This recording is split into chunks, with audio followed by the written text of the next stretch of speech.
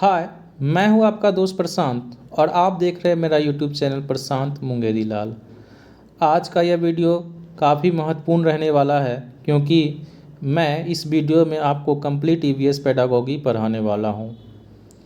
इस वीडियो को देखने के बाद आपको ईवीएस के 15 प्रश्न जो शिक्षण शास्त्र से पूछे जाते हैं वो बनाने में आपको काफ़ी सुविधा होगी। यह वीडियो आपके लिए काफ़ी महत्वपूर्ण होगा, इसलिए बिना स्किप किए इसको शुरू से अंत तक ज़रूर देखें। चलिए आप वीडियो स्टार्ट करते हैं। पर्यावरण शब्द फ्रेंच भाषा के शब्द एनवायर, जिसका अर्थ घेरना या समेटना होता है, से बना है। इस तरह पर्यावरण का शाब्दिक अर्थ है जो हमें घेरे हुए है। अधिगम अर्थात सीखने की शुरुआत सबसे पहले हमारे घर तथा परिवार से शुरू होता है। सीटेट में इससे बार बार प्रश्न देखने को मिलते हैं। राष्ट्रीय पाठ्यक्रम रूपरेखा एनसीएफ 2005 के अनुसार प्रारंभिक वर्षों में अधिगम बच्चों की अभिरुचियों एवं प्राथमिकताओं के अनुसार होना चाहिए और बच्चों के अनुभव में संदर्भित होना चाहिए, ना कि औपचारिक रूप से बनाया हुआ हो।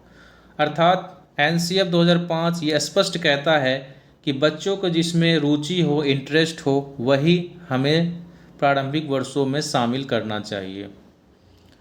बाल अधिकारों का सम्मेलन 1989 में हुआ था। अब हम लोग जानेंगे एनसीएफ 2005 में कौन कौन से विशेष बातें हैं। पहला, सभी बच्चे स्वभाव से ही सीखने के लिए प्रेरित रहते हैं और उनमें सीखने की क्षमता होती है। दूसरा, अर्थ निकालना, अमूर्त सोच की क्षमता विकसित करना, विवेचना व कार्य अधिगम की प्रक्रिया के सर्वाधिक महत्वपूर्ण पहलू है। आगे, बच्चे व्यक्तिगत स्तर पर एवं दूसरों से भी विभिन्न तरीके से सीखते हैं। चौथा है, स्कूल के भीतर और बाहर दोनों स्थानों पर सीखने की प्रक्रिया चलती है। इन दोनों स्थानों में यदि संबंध रहे तो सीखने की प्रक्रिया पुष्ट होती है। आपको सीटेट में इन सभी से प्रश्न देखने को मिल जाएंगे। पर्यावरण के प्राकृतिक, मानव निर्मित एवं सामाजिक सांस्कृतिक पक्ष होते हैं। शिक्षा के द्वारा पर्यावरण के बचाव एवं सुरक्षा की मुख्य भूमिका को पहचानते हुए राष्ट्रीय शिक्षा नीति एनपीई 1986 में कहा गया है, पर्यावरण के प्रति जागरूकता पैदा करने की बहुत ज़रूरत है और ये जागरूकता बच्चों से लेकर समाज के सभी आयु वर्गों और क्षेत्रों में फैलनी चाहिए। पर्यावरण के प्रति जागरूकता विद्यालयों और कॉलेजों की शिक्षा का अंग होनी चाहिए। इसे शिक्षा की पूरी प्रक्रिया में समाहित किया जाएगा। अर्थात जो हमारी राष्ट्रीय शिक्षा नीति 1986 में आई थी, उसमें पर्यावरण पर विशेष जोर दिया गया था। राष्ट्रीय शिक्षा नीति 1986 तथा उसके बाद की शिक्षा नीतियों एनसीएफ ऐसी 2000 ईस्वी और एनसीएफ 2005 ने पर्यावरण शिक्षा को विद्यालयी शिक्षा में एक सुनिश्चित स्थान दिया है। मूल्य मनुष्य के सबसे शक्तिशाली प्रेरक है। महात्मा गांधी ने कहा था, प्रकृति के पास इंसान की आवश्यकताओं की हर वस्तु है, परंतु लालच पूरा करने की नहीं। अर्थात महात्मा गांधी अपने कड़े शब्दों में ये कह के चले गए कि हमारा जो प्रकृति है इंसान के लिए सब कुछ देने के लिए काबिल है, लेकिन लालच को वो पूर्ण नहीं कर सकता। ऋषि अथर्वण द्वारा लिखे गए पृथ्वी सूत्र में पृथ्वी को माँ कहा गया है तथा सभी जीवित प्राणियों को उसके बालक। ये अथर्ववेद के सूक्ति 17 में देखने को मिलता है। पर्यावरण के मौलिक मूल्य वसुधैव कुटुंबकम का अर्थ है यह पृथ्वी एक परिवार है। अर्थात पर्यावरण हमें यह सिखलाता है कि पूरे पृथ्वी को हमें अपना एक परिवार के रूप में देखना चाहिए। जिस प्रकार से परिवार को हम लोग देख रेख करते हैं, उनमें कुछ भी गलत नहीं होने देते हैं, उसी प्रकार हमें पृथ्वी को भी अपने परिवार की तरह मान के उसे भी किसी भी तरह का कष्ट नहीं पहुंचाना चाहिए। ऋग्वेद की एक सूक्ति में कहा गया है, हम प्रकृति के महान उपहारों को नमन करते हैं। सभी वृद्ध एवं युवा पूरी शक्ति के साथ कहते हैं कि हमें ईश्वरीय शक्तियों का वरदान मिला है, हमें इनमें से किसी को भी अनदेखा नहीं करना। रामायण, महाभारत तथा भागवत गीता में भी पर्यावरण संतुलन का संदेश दिया है। अर्थात हमें सभी वेद, पुराणों, महाकाव्य, गीता यही सिखलाती है कि पर्यावरण को हमें बचा के रखना चाहिए। रविन्द्रनाथ टैगोर ने कहा है, प्रकृति से अलग शिक्षा बालकों के लिए बहुत हानिकारक होगी। उन्होंने बच्चों के अधिगम के लिए खूब खुली जगह प्रदान करने को कहा है, और खुली जगह प्रकृति में बहुत ही विभिन्नता लिए हुए सुंदरता से भरपूर है। रविन्द्रनाथ टैगोर प्रकृति को बहुत बड़ा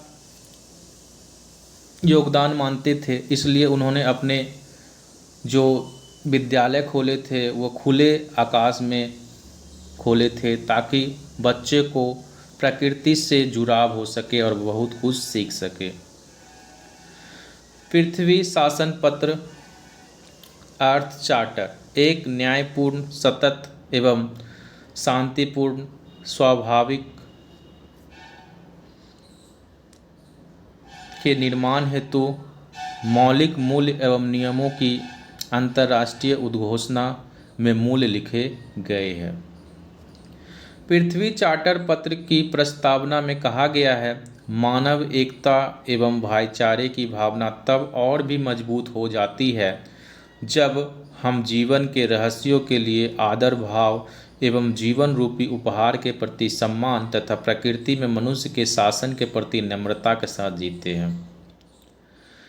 बच्चे मग और जग मॉडल की तरह होते हैं, जिसमें बच्चे मग की तरह होते हैं जिसे जग रूपी शिक्षक सूचनाएं डालता है।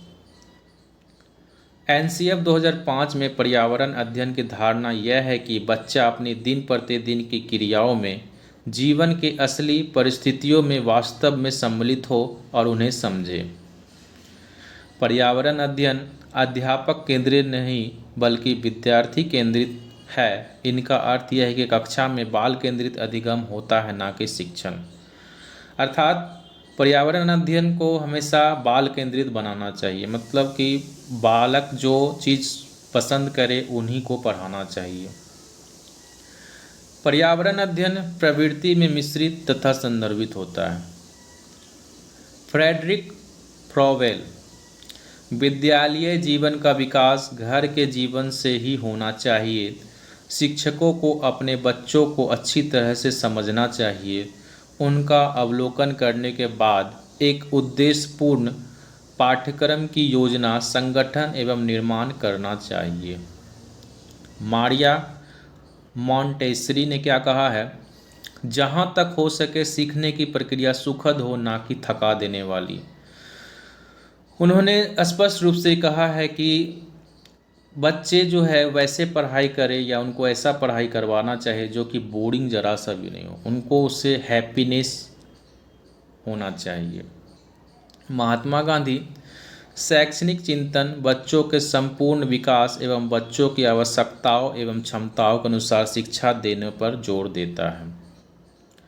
श्री अरविंद, बच्चा बहुत आसानी से सीखता है क्योंकि उसे यह प्रकृति से उपहार मिला है, लेकिन वयस्क क्योंकि वह अन्यायी होते हैं, प्रकृति को उपहारों के अवहेलना करते हैं और कहते हैं कि बच्चों को उसी प्रक्रिया में सीखना पड़ेगा जिससे वो सीखे हैं। अर्थात श्री अरविंद ने अपने बातों से स्पष्ट कहने की कोशिश की है कि जब तक कोई व्यक्ति बच्चा रहता है तो उसके जीवन में सारे अच्छी बातें समाहित होती है, और जैसे जैसे वो बड़ा होता है उसमें बुराइयां शामिल होती चले जाती है। इसलिए उसको बचपन में ही अच्छा करना बेहतर होगा।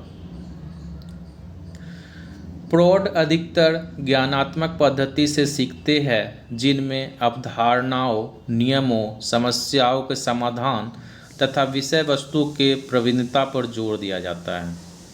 जब बच्चे के मन में अपने इर्द गिर्द के पर्यावरण के संबंध बन जाते हैं तो वह अधिक अमूर्त एवं कठिन अवधारणाओं तथा चर्चाओं को समझने के योग हो जाते हैं। बच्चे 6 सामान्य प्रकरणों से सीखते हैं। ये इस प्रकार है। पहला, परिवार एवं मित्र, इसी के अंतर्गत है संबंध। दूसरा, काम तथा खेल। तीसरा, जानवर और चौथा, पौधे। दूसरा है भोजन। तीसरा है आश्रय। चौथा, जल। पांचवा, यात्रा। छठा, चीज़ें जो हम बनाते और करते हैं। अर्थात कोई भी बच्चा इन 6 प्रकरणों से ही कुछ चीज़ सीखता है। परिवार एवं मित्र के 2 उपकरण रिश्ते तथा काम एवं खेल है। शिक्षक यदि कहे मुझे इसका ज्ञान नहीं है, मैं इसके बारे में पता लगाकर बताऊंगा, तो सिर्फ यह अर्थ है कि शिक्षक लगातार नए विचारों एवं प्रक्रियाओं की छानबीन एवं खोज करके सीखने वाला है। इससे ये प्रश्न देखने को मिलते हैं। राष्ट्रीय पाठ्यचर्या की रूपरेखा 2005 ने राष्ट्रीय पाठ्यचर्या 2000 की इस बात पर पुनः जोर दिया कि पर्यावरण अध्ययन पूरे प्राथमिक स्तर पर एक एकीकृत विषय की तरह पढ़ाया जाना चाहिए। राष्ट्रीय पाठ्यचर्या की रूपरेखा 2005 प्राथमिक स्तर पर विज्ञान एवं सामाजिक विज्ञान के उद्देश्यों की इशारा करता है। पाठ्यक्रम की एक बहुत महत्वपूर्ण विशेषता यह है कि इसकी प्रकृति एकीकृत है। राष्ट्रीय पाठ्यचर्या की रूपरेखा 2005 इस बात पर जोर देती है कि बच्चे अपने ज्ञान का निर्माण खुद अनुभवों एवं क्रियाओं के आधार पर करें, पहले के विचारों के साथ नए विचारों को जोड़कर करें। इस संदर्भ में पाठ्यपुस्तक को शिक्षक के लिए अपने से पूर्ण साधन नहीं समझा जाता, अपितु ज्ञान के निर्माण हेतु स्रोतों में से एक स्रोत समझा जाता है। इस पंक्ति से भी सीटेट में बार बार प्रश्न पूछे जाते हैं। हमारे आसपास का पर्यावरण अवलोकन, अनुभव एवं जुड़ाव के लिए पर्याप्त क्षेत्र प्रदान करता है। एक छोटे बच्चों का संसार ज्ञान का एक साफ सुथरा एवं व्यवस्थित ढांचा नहीं होता, बल्कि इर्द गिर्द के संसार के साथ सहक्रियाएं करके उसे समझकर प्राप्त किए अनुभवों का एकीकृत ढांचा होता है। राष्ट्रीय पाठ्यचर्या की रूपरेखा 2005 यह सुझाव देती है कि बच्चों का विद्यालय में जीवन उनके विद्यालय से बाहरी जीवन से जुड़ा हुआ होना चाहिए। अर्थात एनसीएफ 2005 में स्पष्ट कहा गया है कि बच्चे को विद्यालय में घर के जैसा वातावरण दिया जाना चाहिए। बच्चे पर्यावरण के बारे में इसमें खोज करके, अनुभव करके सीखते हैं। अपने अवलोकनों एवं अनुभवों से सूचनाओं को एकत्रित एवं उनका विश्लेषण कर तथा अपने ज्ञान की रचना, समृद्धि एवं विकास करते हैं। राष्ट्रीय पाठ्यचर्या की रूपरेखा 2005 इस बात पर दृष्टि डालती है कि विद्यालय बच्चों को उनके विभिन्न अनुभवों में से ज्ञान का सृजन करने में सहायता करते हैं।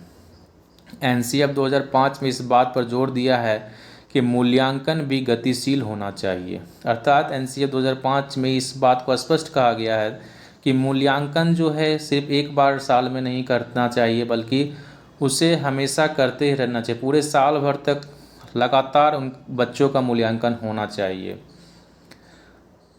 पाठ्य पुस्तकें यात्रा के लिए रास्ते का मानचित्र प्रदान करते हैं। अर्थात आपका जो टेक्स्ट बुक है वो आपको रास्ता दिखाता है कि किधर चलना है।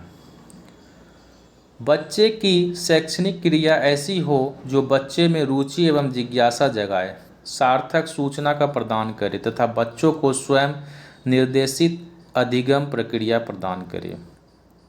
क्रिया आधारित अधिगम के अभ्यास के लिए 4 चरण होते हैं। पहला, नियोजन। दूसरा, क्रिया को संचालित करना। तीसरा, कार्य का मूल्यांकन करना। और चौथा, प्रक्रिया पर पुनर्विचार करना। छानबीन में शारीरिक एवं मानसिक तथा बौद्धिक पक्ष सम्मिलित होते हैं। क्रिया आधारित अधिगम, उपागम, अमूर्त अवधारणाओं को प्रयोगात्मक अनुभव या निदर्शन द्वारा स्पष्ट करने की सहायता करते हैं। बरोडी तथा डेविडसन के अनुसार सहयोगी अधिगम वह शिक्षा उपागम है जो पढ़ाने के अनेकों तरीकों को जन्म देती है, जो सभी बच्चों को एक ही उपदेश की ओर समूहों में काम करने, एक ऐसी समस्याओं या कार्य को बंटवारे की ओर लगाता है।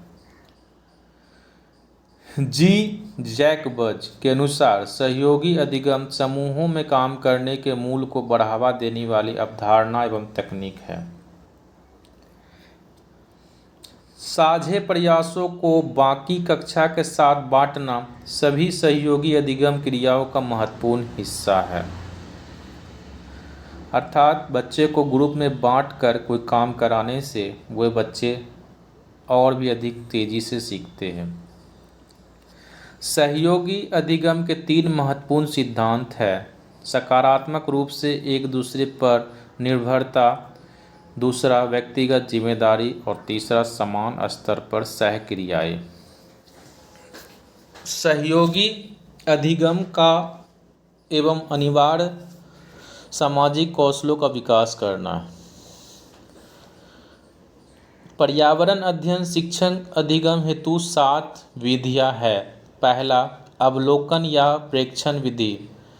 दूसरा, सृजनात्मक अभिव्यक्ति। तीसरा, क्षेत्र भ्रमण।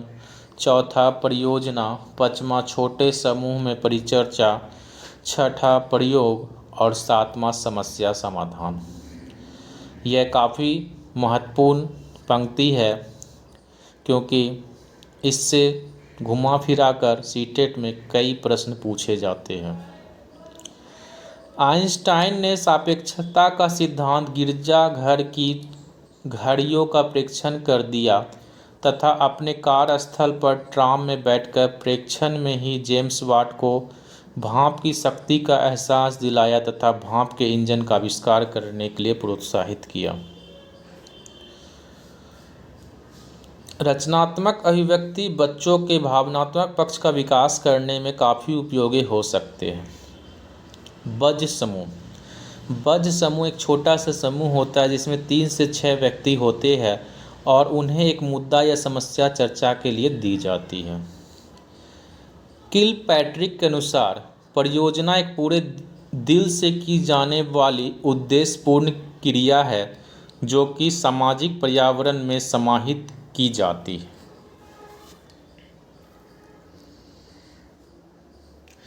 परियोजना के 3 चरण हैं: क्रिया पूर्व अवस्था, क्रियावस्था, क्रियोत्तर अवस्था।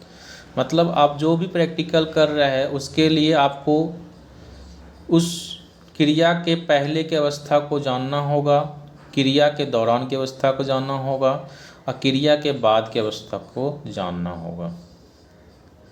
परियोजना विधि कार्य अनुभव, अभिसारी चिंतन, आत्मविश्वास तथा आत्म अनुशासन का अवसर प्रदान करता है। अर्थात परियोजना विधि से आपको ये सारे प्रयोग शामिल किए गए हैं। परियोजना विधि में खामी यह है कि इसमें बहुत अधिक समय लगता है तथा कुछ संसाधनों की आवश्यकता भी पड़ती है। सीटेट में से प्रश्न आते हैं कि जो परियोजना विधि है उसमें क्या सीमाएं हैं या कमियां हैं। तो इसमें 2 कमियां हैं। पहला तो समय अधिक लगता है और दूसरा इसमें संसाधन की आवश्यकता होती है। क्षेत्र भ्रमण के निम्नलिखित चरण हैं: भ्रमण हेतु उद्देश्य निर्धारित करना। दूसरा, कार्यक्रम की योजना बनाना। तीसरा, बच्चों को संक्षेप में बताना। चौथा, भ्रमण के बाद।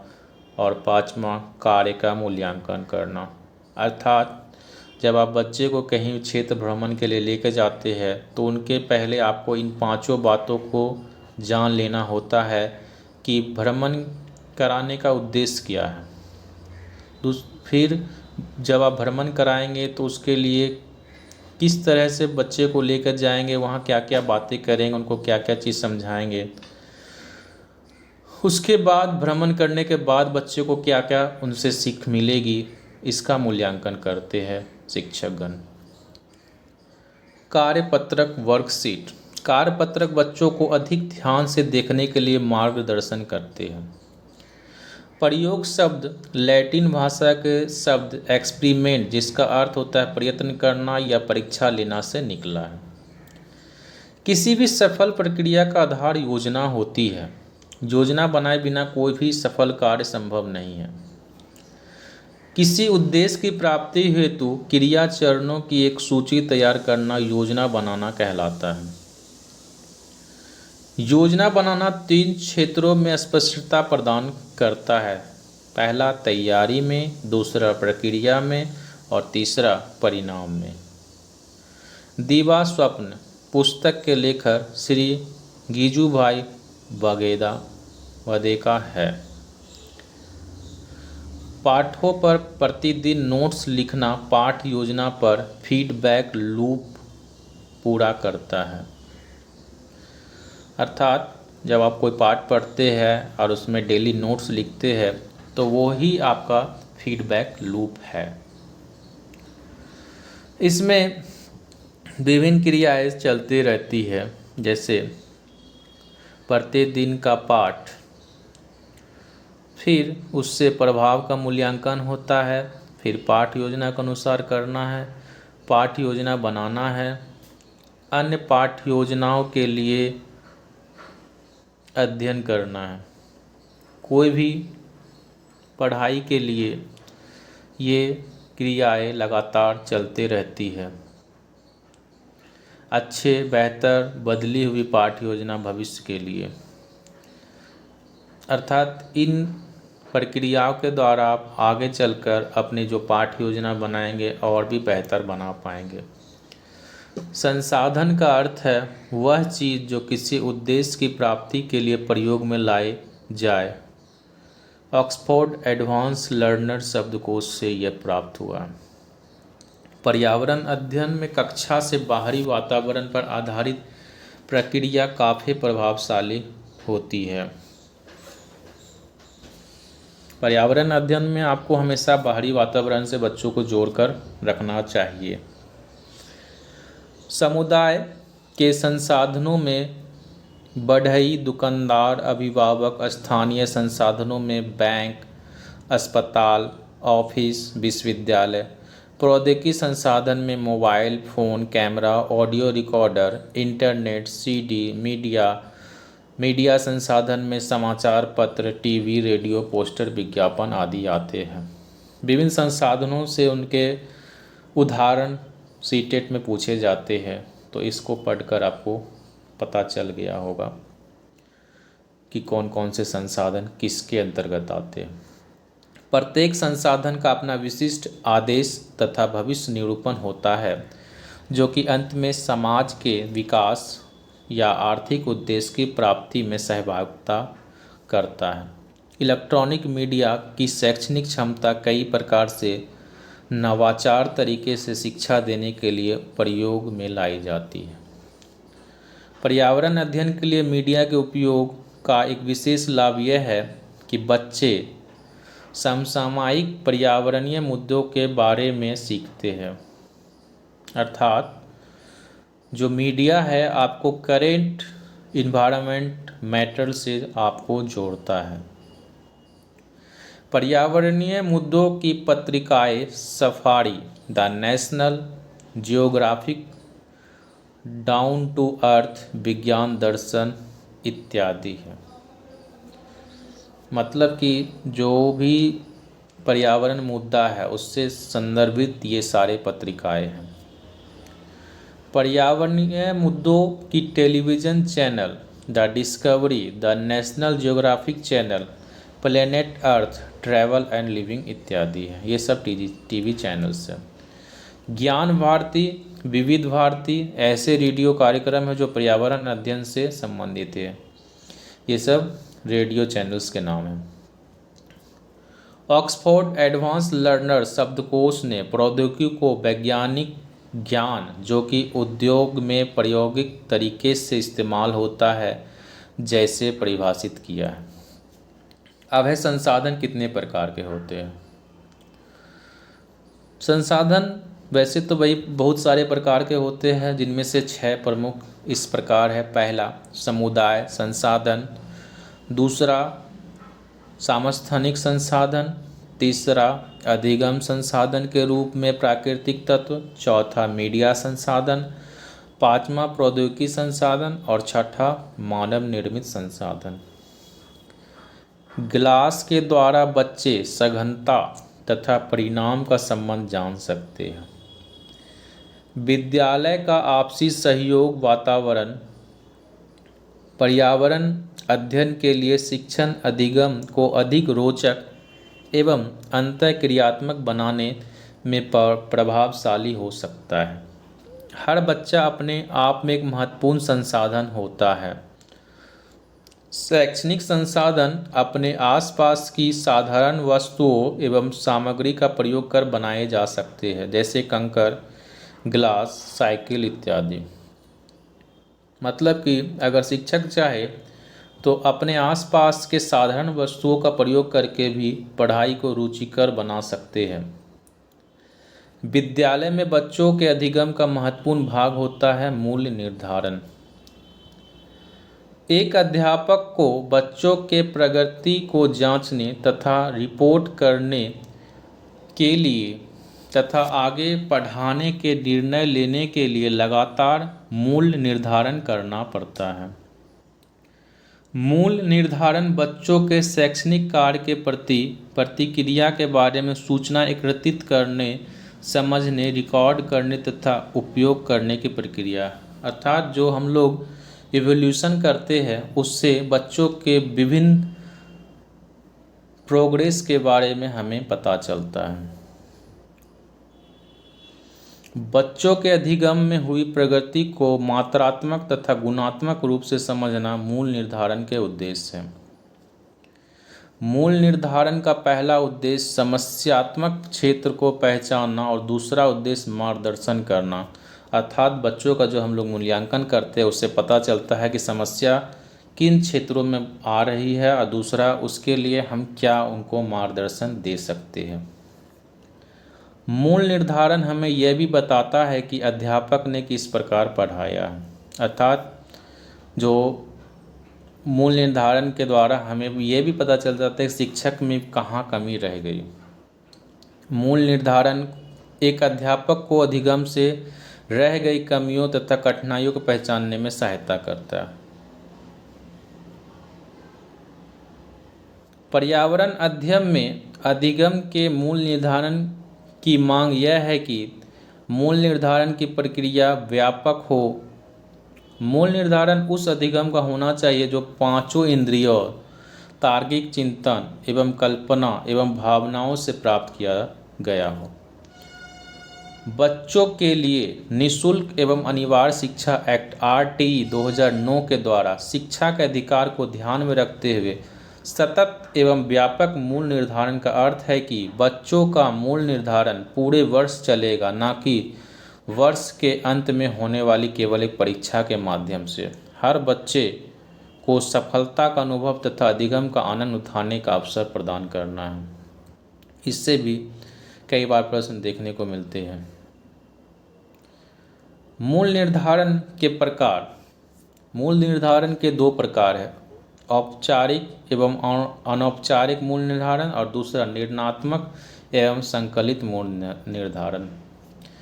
अनौपचारिक मूल्य निर्धारण बच्चों को बिना बताए किया जाता है। अर्थात जो अनौपचारिक मूल्य निर्धारण है उसमें आप बच्चों को बिना बतलाए ही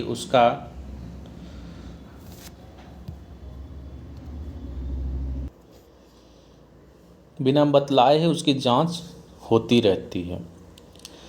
निर्णयात्मक मूल्य निर्धारण में बच्चे को सीखने में रह गई कमी को दूर करने के लिए पुनः निर्देशन किया जाता है। इस प्रकार से निर्णयात्मक मूल्य निर्धारण अधिगम में आने वाली रुकावटों को पहचानने में तथा उसी समय वहीं पर सुधार कार्य करने में अध्यापक की सहायता करता है। संकलित या संकल्पात्मक मूल्य निर्धारण में बच्चों के ज्ञान एवं समझ में रह गई कमियों को जानने में सहायता मिलती है। आत्मनिष्ठ मूल्य निर्धारण जैसे निबंध लिखना की बजाय वस्तुनिष्ठ मूल्यांकन जैसे जोड़ों को मिलाए अधिक विश्वसनीय होता है। अर्थात जो आत्मनिष्ठ मूल्यांकन होता है उसमें अलग अलग बच्चे अलग अलग पंक्ति अलग अलग शब्दों का प्रयोग करते हैं, जबकि जो वस्तुनिष्ठ मूल्यांकन होता है उसमें आंसर जो होता है वो फिक्स होता है। तो उससे आपको उनके ज्ञान का पता अधिक आसानी से चल जाता है।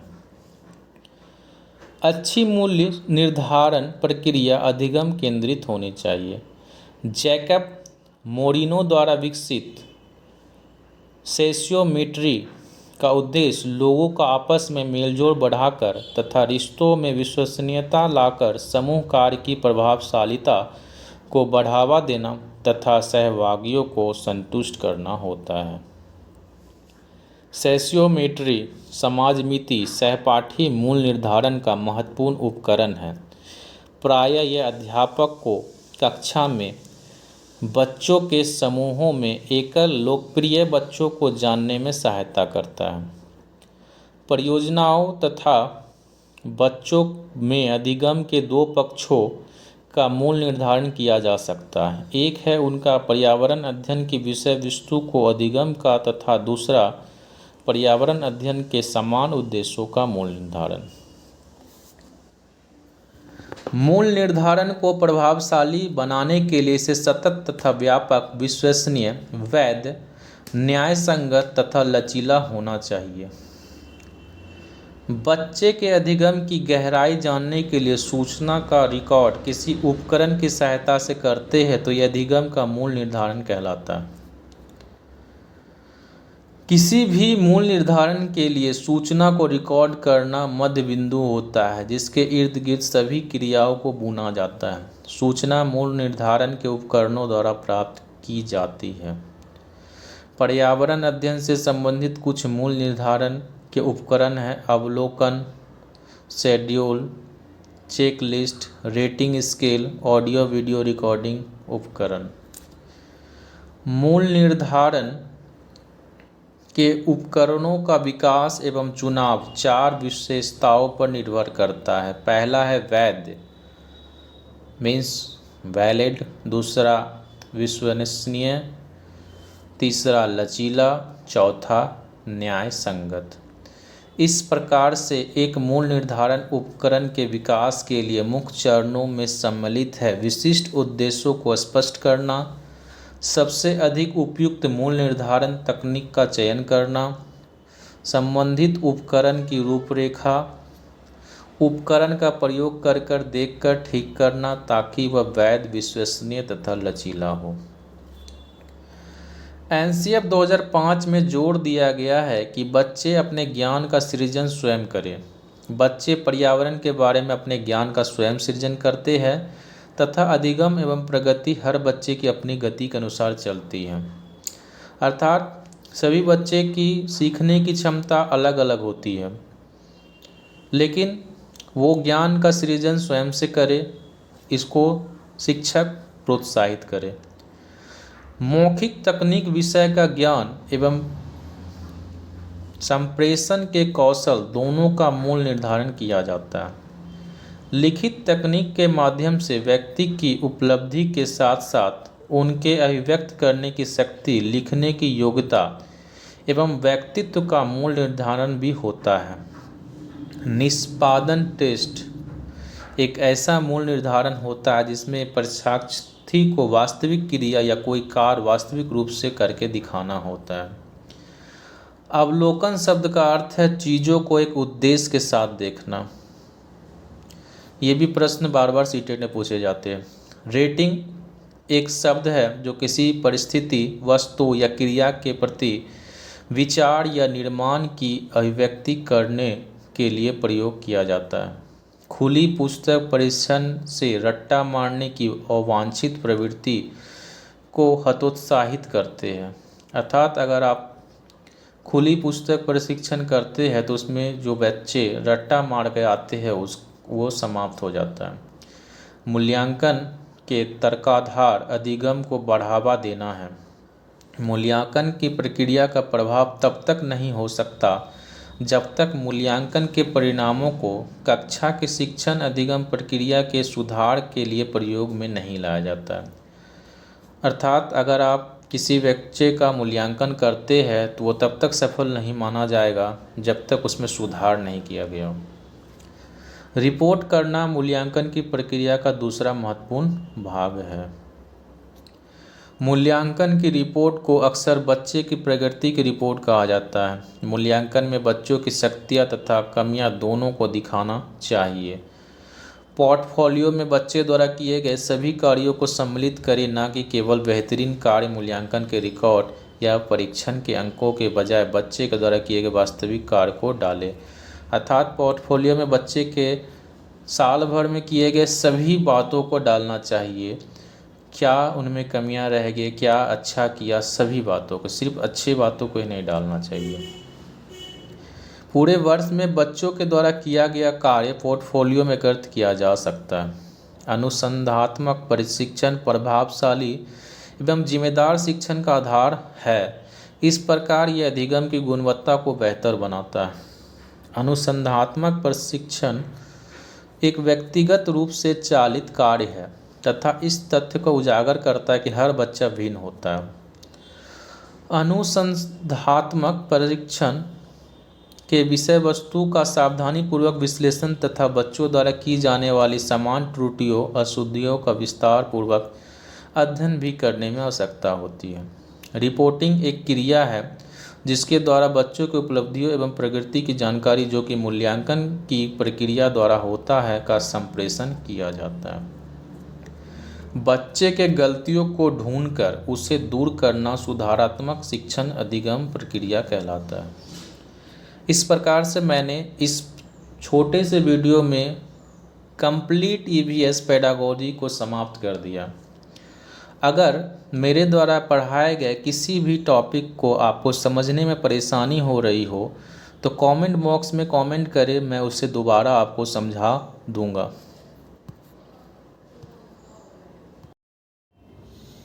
मैं ऐसा देख रहा हूँ कि आप वीडियो तो देख लेते हैं लेकिन ना तो वीडियो को लाइक करते हैं ना ही चैनल को सब्सक्राइब करते हैं। आपके द्वारा किया गया लाइक और सब्सक्राइब ही मुझे मोटिवेट करेगा ताकि मैं और अधिक से अधिक वीडियो आपके लिए ला सकूं। इसलिए मेरे इस वीडियो को लाइक कर दे और मेरे चैनल को सब्सक्राइब कर दे। आने वाले वीडियो में मैं आपको कंप्लीट मैथ पेडागोजी पढ़ाने वाला हूं, इसलिए आप मेरे इस चैनल से जुड़े रहे। अगर आप चैनल पर नए हैं तो चैनल को सब्सक्राइब करके बेल आइकन को ज़रूर दबा दें ताकि हमारे आने वाले नेक्स्ट वीडियो का नोटिफिकेशन आपको मिल सके। वीडियो को अंत तक देखने के लिए आपका बहुत बहुत धन्यवाद।